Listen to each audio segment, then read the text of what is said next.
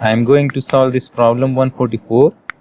It is said that three equal forces are exerted on the equilateral plate as shown. So this is equilateral plate and these three forces are acting on this plate, and all these three forces are acting in the negative z direction. This is the positive z direction, right? So it is said that reduce the force system to an equivalent force coupled system at point O.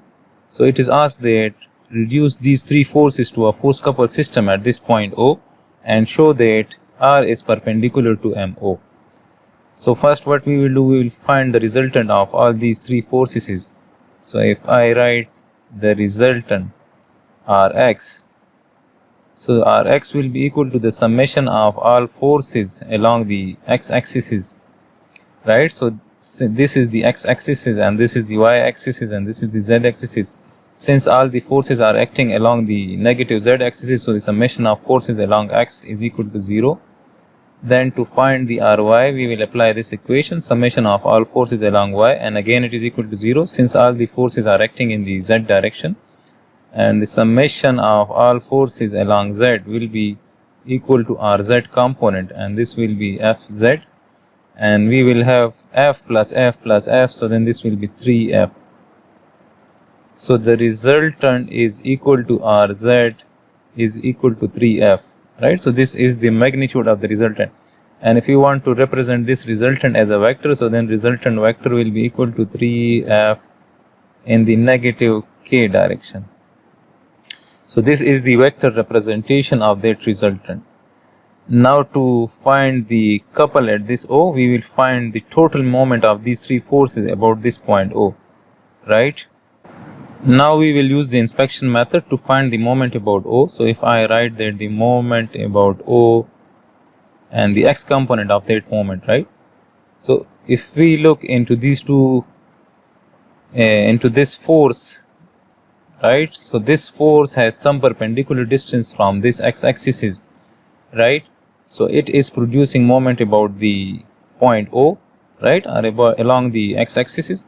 And since this force is intersecting the x-axis, so it will never produce any moment along the x-axis, and similarly this force is also intersecting the x-axis, so it will never produce any moment along the x-axis. So only this force is producing the moment along x, right?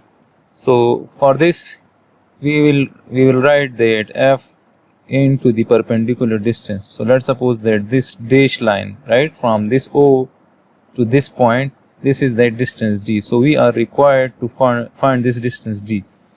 That is the height of this equilateral triangle, right? So if I draw an equilateral triangle here, let's suppose, right, let's assume that all the sides are equal and they are given that this is B and this is again B.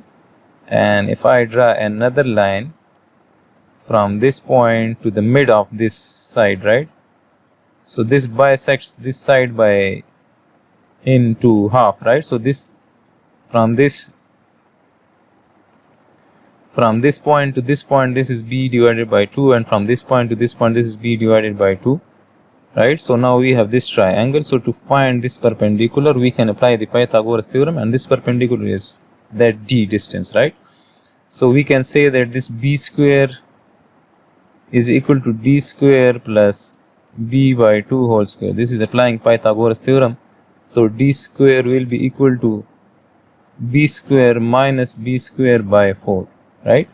And this d square will be equal to, if we sum this, so this will be equal to 3b square divided by 4, right? So d will be equal to under the root 3b by 2, right? So this is that distance of this force from that point O. So we can write that the moment about O along the x-axis will be equal to F and that d is under the square root 3 divided by 2 into b.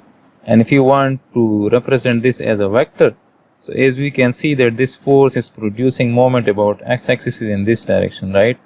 So if we curl our right hand fingers in this direction, so our thumb will point out in the negative x direction, right? So then we have to write this as minus I. So this is the vector representation of the moment about O along the x-axis. Now if you want to find the moment about O along the y-axis, so if we look into these two forces from this direction, right? So this force is producing moment about this y-axis and this force is producing moment about this y-axis, right? And this force is intersecting the y-axis, so now this force is not producing any moment about the y-axis since this force has no perpendicular distance from this y-axis, right? And now as we can see that this force is producing moment in this direction, this force, right?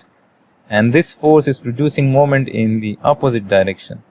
And since the magnitude of both the forces and the perpendicular distance of both the forces is equal, so they will cancel out the moments produced by each other, right? So let's suppose if I write, so as we can see that this force is producing moment in this direction, so if I curl my right hand fingers, so then this will be my thumb direction, this is in the negative y direction, and if I curl my right hand fingers in this direction, so then my thumb will point out in the positive y direction, right?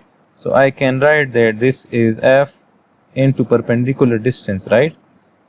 So this force is producing the positive moment along y, that is the counterclockwise moment, and this force is producing clockwise moment, right? So if I write, so then this will be F into B divided by 2, and the direction of the moment produced by this force is in the positive y, right? So I will write J. And similarly this force is producing the moment F into B divided by 2, and the moment produced by this force is in the negative y direction, so I have to write minus J. So as a whole we get that the moment about O along y is equal to 0, right? And as we can see that all these three forces, if you want to find the moment about O along the z-axis, so all these three forces are parallel to z-axis, so they will never produce any moment about the z-axis, right? So this is 0 again.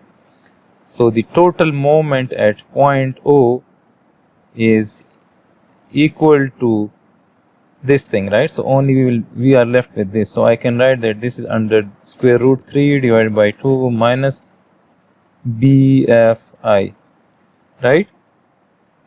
So if we replace these three forces by a force coupled system, so then we can draw it like this. So this will be our resultant. If I draw that resultant at point O,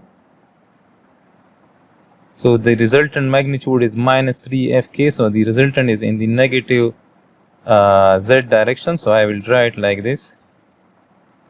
This is that resultant we can write. And if we want to represent this moment at point O, so it is in the negative I direction, so if I represent that, so then this is the moment at point O. This is the vector representation of that moment, right? And in this problem it is said they show that R is perpendicular to MO. So if we take the dot product of R and MO, so if that comes out to be 0, so then this means that R is perpendicular to MO, right? This is from very basic physics, right? So if I write that R dot MO, if this comes out to be 0, so then both of these will be perpendicular to each other, right? If I take the dot product of these two, so then this is R, which is minus 3F and into minus under the square root 3 divided by 2 BFI. So K dot I is equal to 0, right? So this means that since R dot MO is equal to 0, so this means that R is perpendicular to MO. So this is the solution of this problem.